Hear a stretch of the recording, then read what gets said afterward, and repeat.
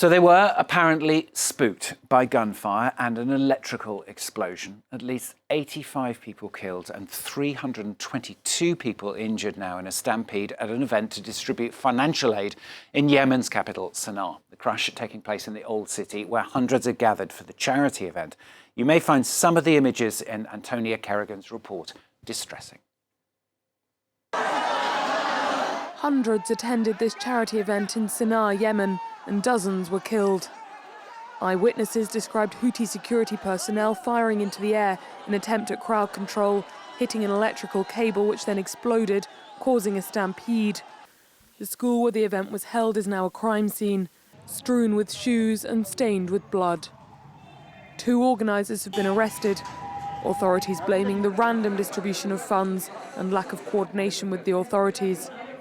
The Huthi rebels who run the city have promised $2,000 in compensation to each family who lost a relative, while the injured would get around $400. The charity organising the event was funded by wealthy locals, distributing around $10 per head of much-needed financial aid to mark the end of Ramadan.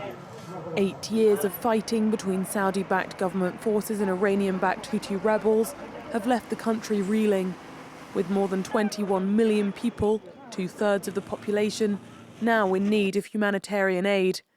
6 million Yemenis are on the brink of famine, with 2.2 million children suffering from acute malnutrition, according to UN figures. And aid pledges repeatedly come up short. A recent pledging conference yielded only $1.2 billion out of the $4.3 billion needed.